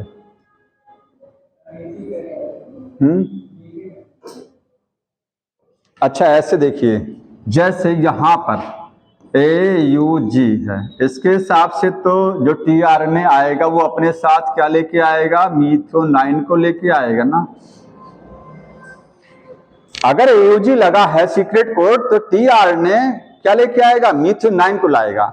मान लीजिए आपकी लगा है CAA, ठीक है, अगला कोड, इसके हिसाब से जो भी टेबल में दिया होगा आपके अमीनो एसिड, जो भी दिया होगा XYZ, ठीक है, ये दिया मान लीजिए, ठीक, जैसे मान लीजिए सीरीन दिया, इसके हिसाब से क्या दिया है? सीरीन सपोज करिए, ठीक है, तो इसकी जो एंटी कोडॉन आर्म होगी उसमें क्या होना चाहिए? अब इधर देख लीजिए, या आपके बुक वाला एग्जाम्पल बता रहे हैं, बुक में है AGU, बुक में क्या लिखा हुआ है? AGU। अगर AGU है तो जो टीआरएनए आएगा ये टीआरएनए, वो अपने साथ क्या लेके आ रहा होता है? देखा ना सीरीन, इसकी एंटीकोडॉन आर्म में क्या मिलेगा देखने को आपको? UCA, ठीक है। तो अब यहीं से आपको क्लियर हो जाएगा कि 61 प्रकार के टीआरएनए होते हैं, 20 नहीं होते हैं। अरे 64 कोडॉन, जिसमें से आप 64 में से 3 स्टॉप हटाइए, 3 स्टॉप हटाइए। स्टॉप कोडॉन कितना होता है? 3। कोडिंग वाले कितने होते हैं? 61। तो 61 टीआरएनए होते हैं। कैसे? देखिए, इसके हिसाब से तो फिक्स है, क्योंकि AUG जो है अकेला है, ठीक है, लेकिन ये है AGU, ठीक, AGU के हिसाब से सीरीन जोड़ रहा है, तो क्या सीरीन और किसी के हिसाब से नहीं जोड़ता है? कोडॉन की जो टेबल बनी हुई है उसमें सीरीन के लिए हो सकता है कोई और कोड भी तो मिलेगा आपको। देखिए कौन सा दिया हुआ है? हाँ, UCC भी है ना, सीरीन के लिए चेक करिएगा, सीरीन है कोई और? हाँ ठीक है, UCA, ठीक, कोई बात नहीं, इतना है ना। तो इसके हिसाब से भी सीरीन जोड़ रहा है, इसके हिसाब से भी सीरीन, इसके हिसाब से भी सीरीन जोड़ रहा है ना, ठीक है, मिल गया आपको। तो क्या आप कहेंगे कि ये टीआरएनए इन सब के लिए सेम रहेगा? ये 4 प्रकार के कोडॉन है, सबके हिसाब से सीरीन वाला मतलब वो टीआरएनए अपने साथ क्या लाना चाहिए? सीरीन। लेकिन सबका टीआरएनए अलग अलग होगा, क्यों? क्योंकि एंटी कोडॉन आर्म में चेक करिए, इसके हिसाब से एंटी कोडॉन आर्म ये बनती है, लेकिन इसके हिसाब से क्या बनेगी? अलग हो जाएगी। जैसे इसके हिसाब से बनेगा A और G और G। अब बताइए, एंटी कोडॉन आर्म जब बदल गई तो आप टीआरएनए का प्रकार बदलेगा कि नहीं बदलेगा? अरे टीआरएनए में बेस चेंज हो गया ना। एंटी कोडॉन आर्म जब चेंज है तो टीआरएनए भी चेंज, भले वो सीरीन को ला रहा है, उससे मतलब नहीं है, ठीक है। यहां से देख, ये अगर बदल रहा तब भी टीआरएनए बदल जा रहा है। जैसे मान लीजिए आपके पास कोई एक जो है लेटर है, ठीक है, रेड लिखा है, तो इसमें अगर ई की जगह ए हटा दें तो आप कहेंगे लेटर चेंज हो गया कि नहीं हुआ? एक लेटर चेंज होने की वजह से वो वर्ड क्या हो जाता है? बदल जाता है।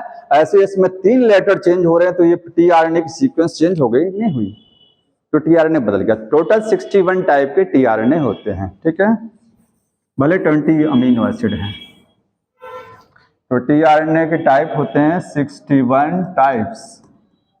जितने टीआरएनए हैं सभी में न्यूक्लियोटाइड या बेस की संख्या बराबर नहीं होती है। मिनिमम कितना बेस हो सकता है? 73, और मैक्सिमम कितना हो सकता है? 93 बेस, ठीक है, इसके बीच में रहेगा। और जहां बेस की संख्या चेंज, जैसे मान लीजिए 2 टीआरएनए हैं, एक टीआरएनए में 73 है और दूसरे में कितना है? 80 है, तो ये जो बेस का कितने बेस चेंज हो रहे हैं? 7 का अंतर आ रहा ना। एक टीआरएनए में कितना बेस? 73, दूसरे में है 87 का डिफरेंस आया। ये डिफरेंस किस आर्म में दिखेगा आपको? वेरिएबल आर्म में। इसीलिए बोलते हैं वेरिएबल आर्म। ये जो आर्म आपके पास दिख रही है, ये वाली आर्म, ये क्या है, वेरिएबल क्यों है? क्योंकि जो अमीनो एसिड का जो डिफरेंस आता है, जितने 61 टाइप के टीआरएनए हैं उनमें जो अमीनो एसिड की संख्या सभी में सभी में न्यूक्लियोटाइड या बेस की संख्या सेम नहीं होती है। तो जो डिफरेंस आता है वो डिफरेंस इसी आर्म में आता है।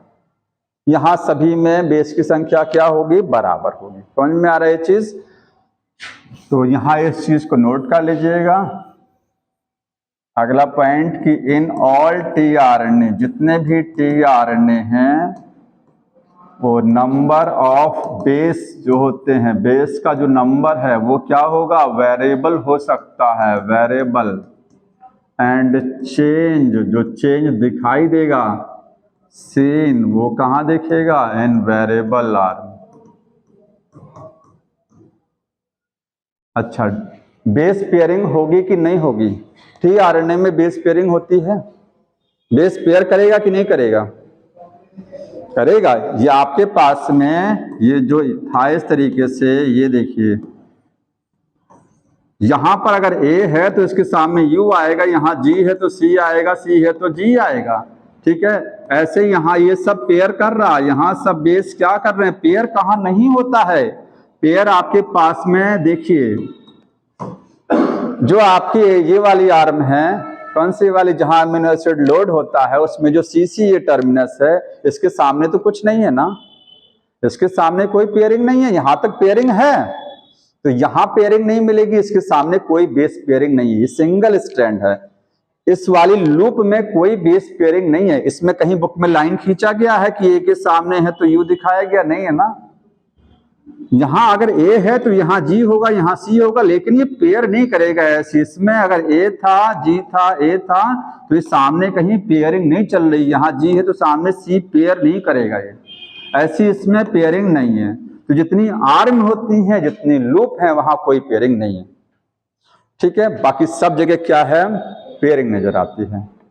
तो टीआरएनए में कुछ जगहों पर पेयरिंग मिलेगा और कुछ जगहों पर अनपेयर्ड कंडीशन। ठीक है, तो लिख लीजिएगा, नो बेस पेयरिंग, कोई बेस पेयरिंग नहीं होती है। कहां पर नहीं होती है, इन आपके DHU लूप में, जितने लूप हैं, ठीक है, TCC लूप और आपका CCA टर्मिनस और एंटीकोडॉन आर्म। ये आपके पास जो ये दो लूप देख रहे हैं, DHU और T5C, यहां पर अनयूजुअल बेस, अगर कहा जाए टीआरएनए में विशेष प्रकार के बेस कहां लगे होते हैं, स्पेशल, क्योंकि बेस आपने पढ़े हैं 4। आरएनए में T तो होता नहीं, T के स्थान पर U, G, C, यही तो होता है आरएनए में, T नहीं होता है।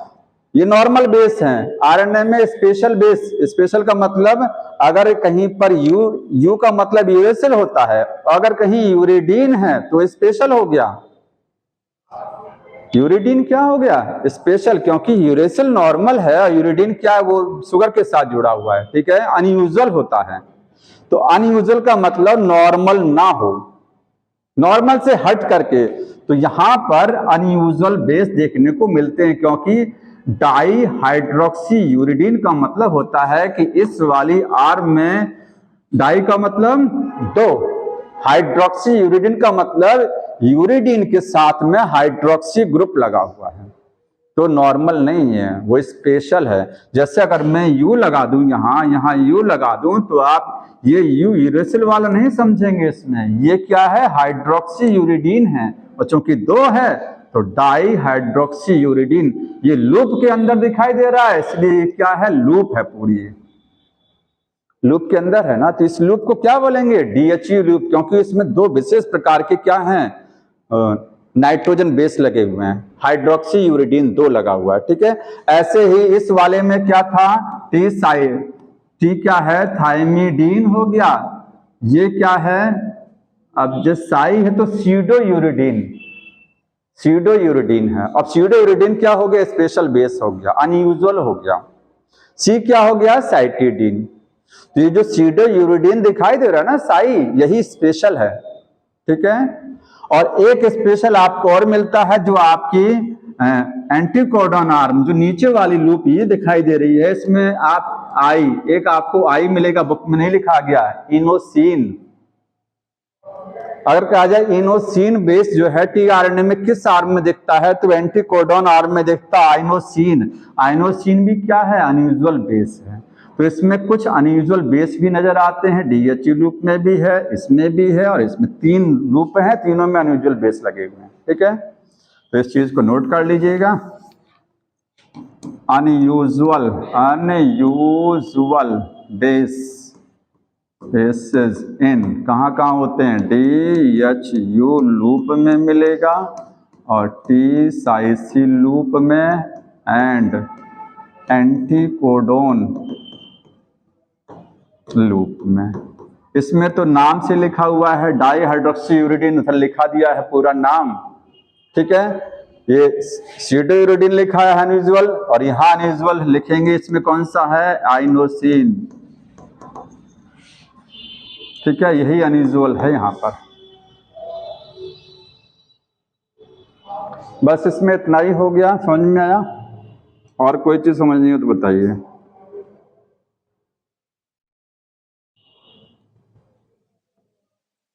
अगला जो डायग्राम दिया है यूएसी, उसके ऊपर क्या जोड़ा गया है, टीवाईआर टायर ट्रिप्टोफॉन, क्या है वो, ट्रिप्टोफॉन लिखा है ना, तो उसमें ट्रिप्टोफॉन का यूएसी कोड होता, ध्यान रखिएगा। आप जो कह रहे हैं कौन सा कोड ध्यान रखना है, यूएसी को ध्यान रखेंगे, याद रखेंगे, वो ट्रिप्टोफॉन के लिए है। और एक याद रखेंगे एजीयू, ये है सेरीन का कोड। सेरीन के लिए और भी है, इसके लिए और भी है, लेकिन आपको ध्यान केवल यही दो रखने हैं। मीथियोनाइन के लिए एयूजी ध्यान रखना है, ये किसके लिए है, मीथियोनाइन के लिए है। बाकी 3 स्टॉप तो पता ही हैं, 3 स्टॉप कौन कौन से होते हैं, हाँ,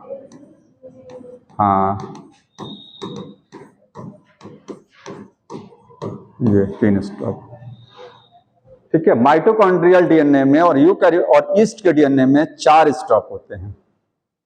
माइटोकॉन्ड्रियल के डीएनए में और ईस्ट के में 4 स्टॉप कोडॉन होते हैं, ठीक है। वहां पर कौन सा वाला नहीं होता, यूजीए नहीं होता, ध्यान रखिएगा, एक्सेप्शन में है।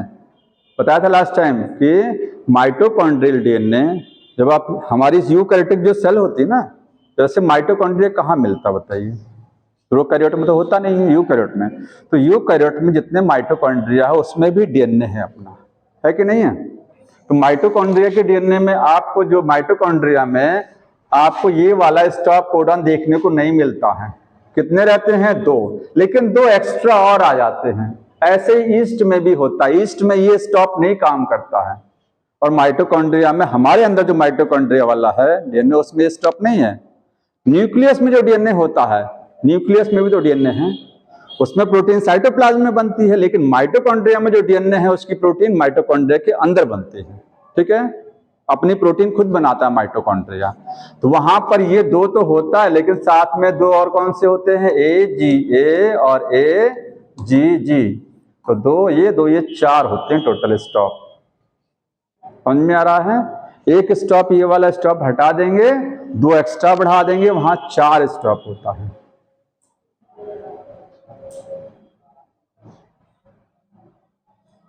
तो ये हो गया फिनिश, समझ में आ रहा है? और कुछ पूछना हो तो बताइए। हाँ, एनोसिन है, हाँ। और वर्बल हाइपोथेसिस हम बता दें होती क्या बैठ जाएगी, वो अलग चीज है, वो हाइपोथेसिस अलग है। देखिए वो क्या है, जैसे आपके पास बैठ जाइए, जो टेबल दी है ना, टेबल में, एक मिनट, टेबल में पढ़ दीजिए कौन सा, किसी एक पूरा सेट पढ़िए जो 4 को कोड कर रहा, पूरा एक सेट। हाँ, 4 वाला कोई एक पढ़ दीजिए सेट, तुम्हें पढ़ दो, तेज आवाज में पढ़िए।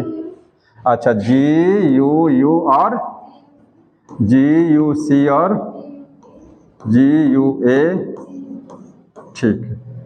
चारों में, चारों किसके लिए हैं, वैलिन ना, वैलिन, ठीक।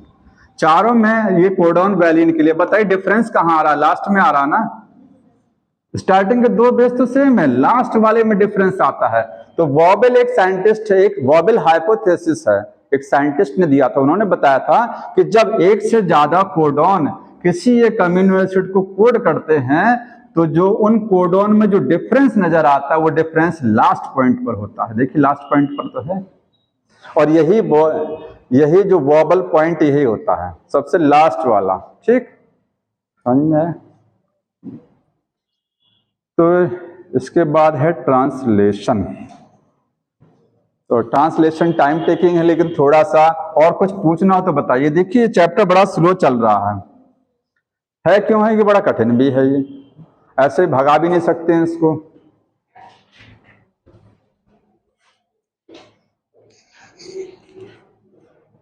कुछ चीजें समझ लीजिए ट्रांसलेशन में, ताकि आगे पढ़ के आएंगे समझ। 5 मिनट का टाइम देखिए। ट्रांसलेशन, ट्रांसलेशन क्या है? जैसे प्रोटीन बनना, ठीक है, ट्रांसलेशन किसको बोलते हैं? प्रोटीन का बनना। ठीक है, लिखा गया है it is the polymerisation of amino acids. जब अमीनो एसिड्स आपस में आकर के जुड़ जाएंगे ढेर सारे, तो क्या बन जाएगा? एक प्रोटीन बन जाएगा। इसको क्या बोलेंगे? ट्रांसलेशन। मतलब प्रोटीन का बनना, इसी को बोलते हैं प्रोटीन सिंथेसिस। Protein synthesis. ठीक, अब ये प्रोटीन सिंथेसिस कहाँ होती है? सेल साइटोप्लाज्म में, इन सेल साइटोप्लाज्म में, चाहे प्रोकैरियोट हो चाहे यूकैरियोट हो। ठीक है, हर जगह साइटोप्लाज्म में है। लेकिन ट्रांसक्रिप्शन और रेप्लिकेशन नहीं बोलेंगे ऐसा, क्योंकि रेप्लिकेशन डीएनए वाला और ट्रांसक्रिप्शन जो होता है वो न्यूक्लियस में चलता है। कहां पर? यूकैरियोट्स में। लेकिन अगर प्रोकैरियोट्स में कहेंगे तो वो कहां चलता है? सेल के साइटोप्लाज्म में, क्योंकि प्रोकैरियोट में कोई न्यूक्लियस होता नहीं है। ठीक है, ये आपका साइटोप्लाज्म में ही चलेगा। ट्रांसलेशन के लिए जरूरी क्या चीज होती है? रिक्वायरमेंट देखिए क्या क्या चीजें चाहिए प्रोटीन बनाने के लिए। तो प्रोटीन बनाने के लिए सबसे बेसिक चीज तो क्या चाहिए आपको? रॉ मटेरियल में अमीनो एसिड्स चाहिए। अच्छा, कितने अमीनो एसिड होते हैं? 20-21। ठीक है, वैसे कितने होते हैं amino acid? Total amino acid लगभग 250 से 300। लेकिन जो प्रोटीन बनाते हैं वो कितने होते हैं? 20 या 21, जो भी लिखा रहता है डाटा। ठीक है, बाकी प्रोटीन नहीं बनाते हैं। जैसे बाकी वाले में अगर एग्जांपल समझिए, यूरिया साइकिल आपने पढ़ा ना 11th में, यूरिया साइकिल। तो यूरिया साइकिल में कुछ आपको अमीनो एसिड ऐसे मिल जाते हैं जो आपको प्रोटीन नहीं बनाते हैं कभी वो। ठीक है, ऑर्निथीन का नाम सुना ना? ऑर्निथीन हो गया, सिट्रोलिन हो गई, क्या है? अमीनो एसिड है। ये कभी प्रोटीन नहीं बनाते हैं। ठीक, प्रोटीन कौन सा बनाएगा? जो बुक में 64 कोडॉन के टेबल में जो नाम लिखे गए हैं। तो 20 अमीनो एसिड बनाते हैं, लेकिन अमीनो एसिड 300 से ज्यादा होते हैं, लगभग 300 अमीनो एसिड। तो अमीनो एसिड चाहिए, और क्या चाहिए? टीआरएनए चाहिए, क्योंकि पकड़ करके कौन लाएगा इनको? टीआरएनए। ठीक है, और इसके बाद आपको मैसेंजर आरएनए, क्योंकि कोड कहाँ लगा हुआ है? मैसेंजर आरएनए में। बिना पैसे के कोई काम होता नहीं है, तो एटीपी तो चाहिए ही होती है। ठीक है, एटीपी एनर्जी, क्योंकि बॉन्ड बनाना होता है। देखिए जितने बॉन्ड बनते हैं, चाहे आप कार्बोहाइड्रेट में बॉन्ड, पॉलीसैकेराइड पढ़े ना, पॉलीसैकेराइड। अच्छा, न्यूक्लियोटाइड को जोड़ करके क्या बनता है? डीएनए बनता है ना। न्यूक्लियोटाइड को जोड़ करके क्या बनता है? डीएनए। तो डीएनए जब बनता है तो उसमें न्यूक्लियोटाइड के साथ में कितने फॉस्फेट आते हैं? 3। तो वो जब ये बॉन्ड टूटता है 2 फॉस्फेट के बीच वाला, तो एनर्जी फ्री, मतलब बिना एनर्जी के बॉन्ड नहीं बनता है, ये ध्यान रखिए। तो यहां पर एनर्जी एटीपी से आ रही होती है। एटीपी आएगी तो अमीनो एसिड को जोड़ देगी तुरंत। ठीक है, और एंजाइम भी तो चाहिए। ठीक है, एंजाइम कौन सा? राइबोसोम चाहिए अगली चीज, बिना राइबोसोम के नहीं बनेगा। और क्या चाहिए आपको इसमें? एंजाइम। और एंजाइम ध्यान रखिएगा कौन सा एंजाइम है? Amino acyl tRNA, amino acyl है। Amino acyl tRNA synthase. और एक लास्ट कोई बता सकता, एक एंजाइम और बचा है अभी। एक एंजाइम और है।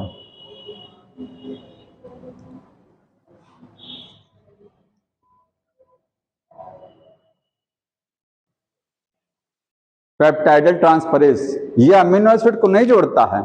जो अमीनो एसिड, देखिए, दो अमीनो एसिड को जोड़ने के लिए एनर्जी भी चाहिए, लेकिन बॉन्ड बनाने के लिए एंजाइम चाहिए, और वो एंजाइम होता है पेप्टाइडल ट्रांसफरेज।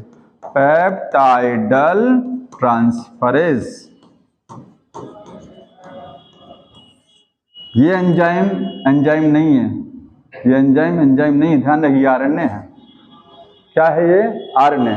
राइबोसोम जो आपने पढ़ा ना, राइबोसोम कहते हैं कि अगर प्रोकैरियोट है तो प्रोकैरियोट में 70S होता है, 70 में 2 यूनिट होती हैं, 50 और 30। बड़ी वाली यूनिट 50 और छोटी वाली को 30। हमारी सेल में यूकैरियोट में 80S होता है, 80 में 60 और 40। जब आप इसके पार्ट डिवाइड करते हैं कि 50S में कौन कौन सा आरएनए मिलता है, तो 50 में 23S आरएनए पढ़ाया था, ठीक है। 30 वाले में 5S आरएनए, यहाँ 16S आरएनए मिलता ना। ऐसे यहाँ पर मिलेगा 28S आरएनए, 18S आरएनए, इससे मिलता ना। तो ऐसे समझिए कि जो चाहे प्रोकैरियोट हो चाहे यूकैरियोट हो, जो बड़ी वाली यूनिट होती है, दोनों में अलग अलग, इसमें बड़ी वाली यूनिट 50 वाली और इसमें बड़ी वाली यूनिट 60 राइबोसोम की होती है। राइबोसोम 2 टुकड़ों में होता है। जैसे राइबोसोम कहते हैं राइबोसोम है, तो ये ऐसा नहीं होता। राइबोसोम ऐसा होता वास्तविक रूप से 2 पार्ट है, बड़ा वाला एक बड़ा हिस्सा और एक छोटा। बड़ा वाला 60, छोटा 40। तो 60 में और इसमें 50 वाले में आरएनए होता है, और वही एंजाइम का काम करता है। तो पेप्टाइड ट्रांसफरेज क्या है? ये 23S आरएनए है।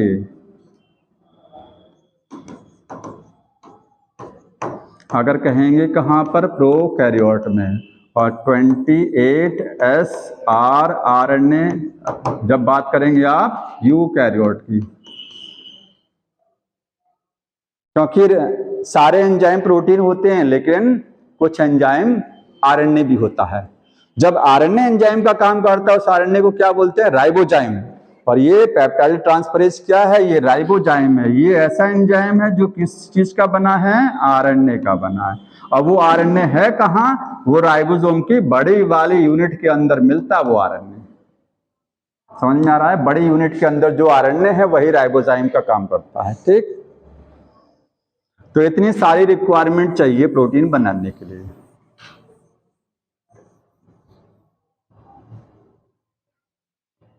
अब प्रोटीन सिंथेसिस कुछ नहीं है, एक तरीके से समझ लीजिए, रफली बस जान लीजिए, जैसे ट्रेन आती है प्लेटफॉर्म पर, तो प्लेटफॉर्म ये है, देखिए रफली समझ लीजिए। पहले क्या होगा? सारे राइबोसोम की जो छोटी वाली यूनिट है वो आपस में आकर के जुड़ गया। राइबोसोम की छोटी यूनिट हमारी बॉडी में कहेंगे तो 40 वाली कौन सी यूनिट बोली जाएगी? 40, ठीक है। छोटी वाली यूनिट सब जुड़ गया। अब मैसेंजर आरएनए आया, ये आपका क्या हो गया? प्लेटफॉर्म हो गया, ये ट्रेन हो गया, ये ट्रेन आ रही है।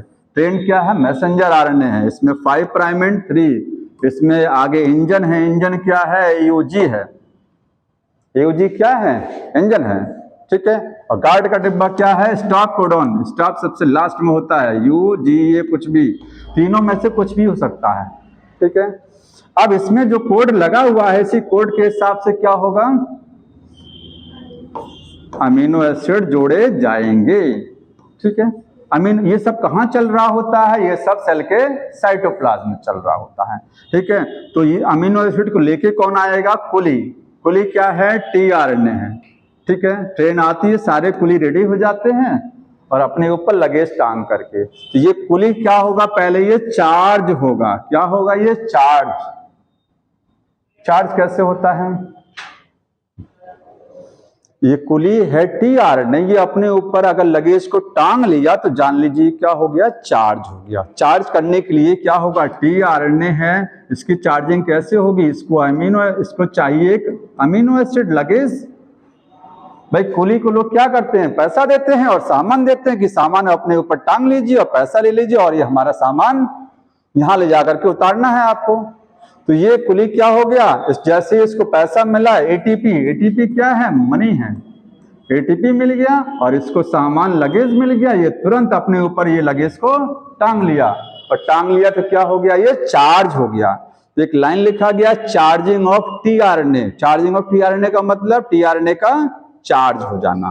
चार्ज कैसे होता है, जब अमीनो एसिड जुड़ेगा और उसको कुछ मनी मिलेगा, एटीपी मिलेगा, तो ये क्या हो जाएगा, चार्ज। इसके बाद में सीक्रेट कोड के हिसाब से क्या करेगा, जोड़ता है। अभी आसान नहीं है, ये मैंने आपको समरी थोड़ा सा बताया है, ये अगली बार पढ़ के आएंगे ताकि ये जल्दी खत्म हो जाएगा, ठीक है।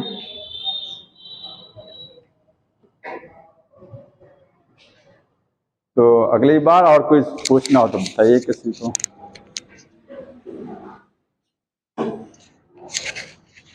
नहीं पूछना है, ठीक।